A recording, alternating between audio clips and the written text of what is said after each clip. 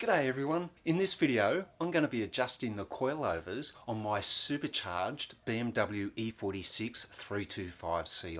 So if you want to learn how to dial in the right height to get the look you want, stay tuned because this is going to be a short but really informative video for you. The thing to remember on the E46 platform, the rear doesn't use what's traditionally classed as a coilover setup. It still utilises a separate spring and shock absorber. So to adjust the right height on the rear in a kind of coilover setup, you need to utilise a collet. With this, you can adjust the spring height on the rear to get the right height at the setting that you want. On the front, it certainly uses a more traditional coilover setup. Because it's easier on the front, I'm going to start with the harder job on the rear. So the reason I'm doing this is because when I installed the coilover setup, I just left the settings as they came out of the box because I wanted to get a bit of a feel for what sort of height I was going to achieve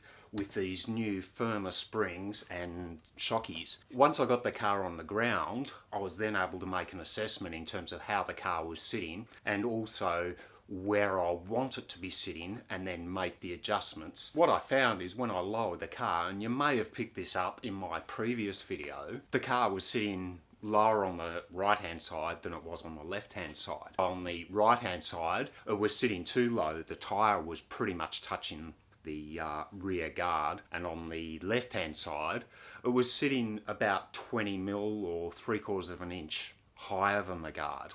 So the right height that I wanted is sort of somewhere in the middle. What I've done is I started on the left hand side. I've already adjusted that to what I believe the right height was. When I measured where the collet was sitting on that side, I found that it was adjusted about 30 mil. But what I've done is I've wound it down about 10 mil.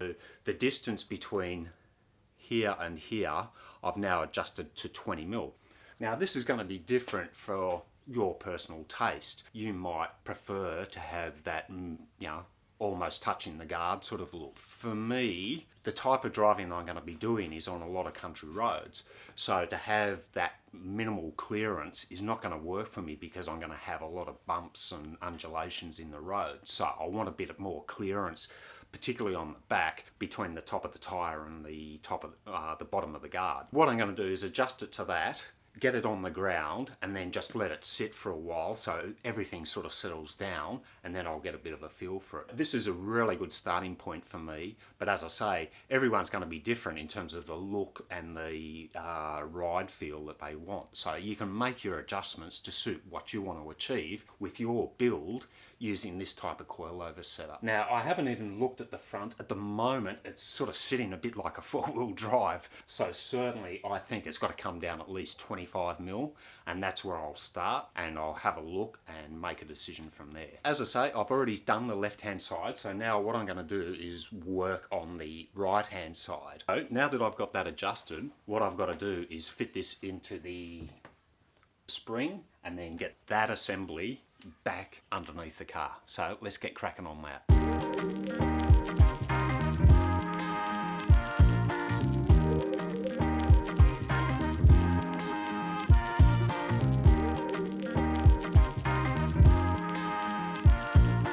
Getting the spring back into position on this control arm, it's not an easy job. Basically, to remove it, you've got to remove the bolt on the bottom of the shocky so that you can lower the height of this whole control arm assembly to get the spring out. And the reverse is going to be pretty much the same, and you're going to have to try and do this without adjusting too much, those adjustments you've made to the collet.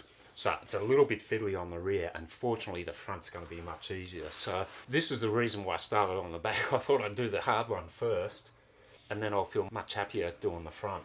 So anyway, let's have a crack at this and see how we go without stuffing it up too much.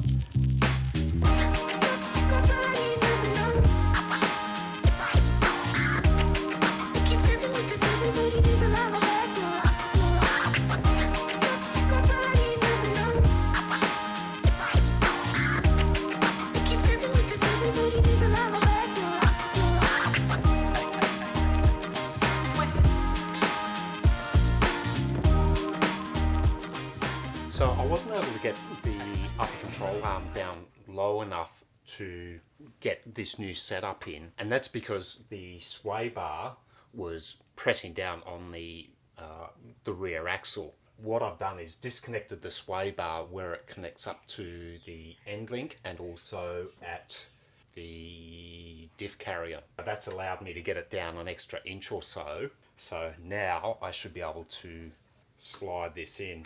Because I've been mucking around, I'm going to just line up my marks again, hit it with the verniers, and we should be about right there.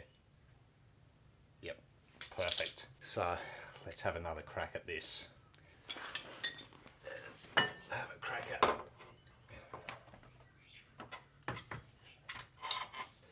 Just need to make sure it's sitting up in the strut, in the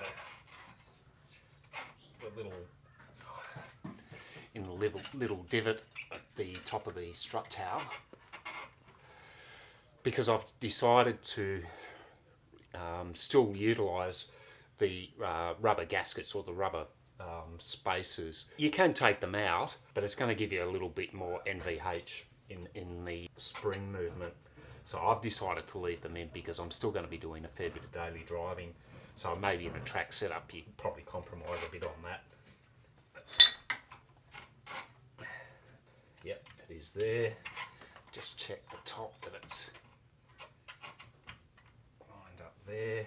I'll just get my verniers in there if I can. Yep, that hasn't moved too much, so we should be right. Let's get the spanners, tighten that up, get the sway bar in, move the camera up to the front, and we'll have a look at the front wheels.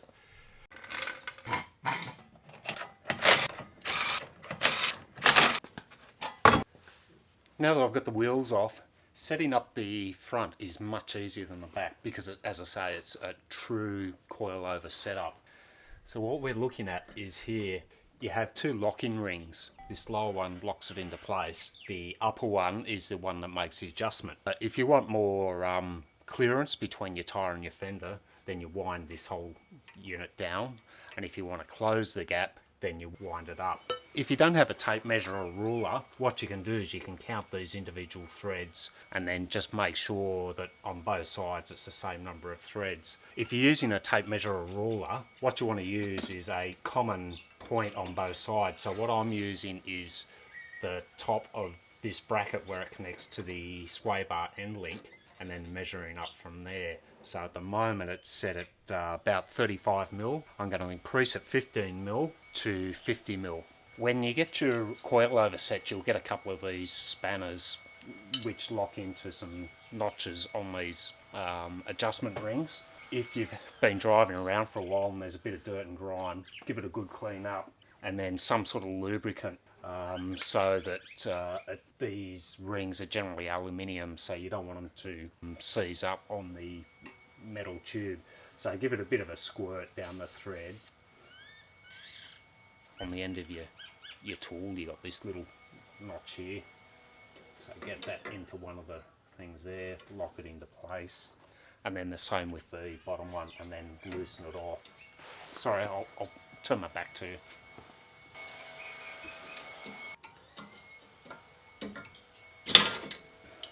And then just back that off so that you can then make your adjustments on your top ring. So I need to increase it 15mm, so what I might do is I'll set my verniers to 50, lock it into place, and then I can just check it from time to time and make sure I'm still on track. 50mm is about 2 inches, by the way. So put your spanner into one of the notches on the ring and then just tighten it up. So what you're doing is you're compressing the spring so that it sits lower, and it's a shorter spring, and then you'll end up with a smaller ride, shorter ride height. Just a bit more WD-40 on that. Just feels like it's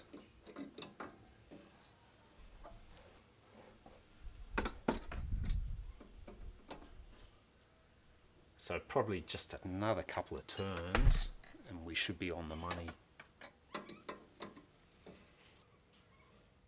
Really important at this point, don't forget to tighten up your locking ring or else everything's going to move around a bit. Nice and tight, and that's that. So all we got to do now is put the wheels back on, get it off the jack stands, lower it down and see what difference we've got, and I'll give you a bit of a shot around the car and run through what still needs to be done in terms of the suspension on that E46.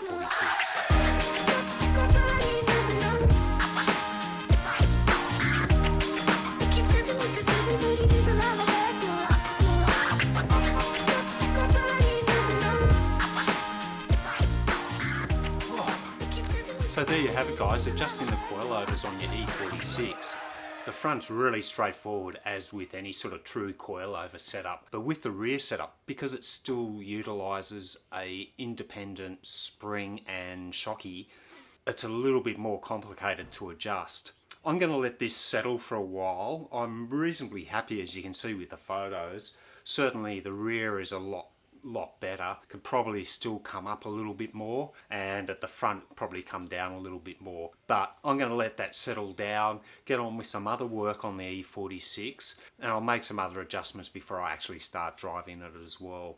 For those of you who are regulars to the channel, you've probably been wondering what's going on, because there has been a bit of a gap between videos. Unfortunately, life sort of got in the way. I've got a full-time job. I am also very active in terms of caring and looking after my grandkids, so I have a lot of commitments there as well. I needed to get some real maintenance and work done in terms of my gardening landscaping business. Unfortunately, I had to take about a month or more off from my YouTube channel in order to be able to get those other things caught up with. And now that I'm sort of up to date with that, I'm back on making more videos. Now I'm going to class this as season 3, and this will be episode 1, and I'm really excited about what's coming up for season 3. I've got some really cool new and different projects lined up, which will be in addition to the work on my E46. So I really hope you enjoy that and continue to look forward to your comments and feedback in terms of the channel.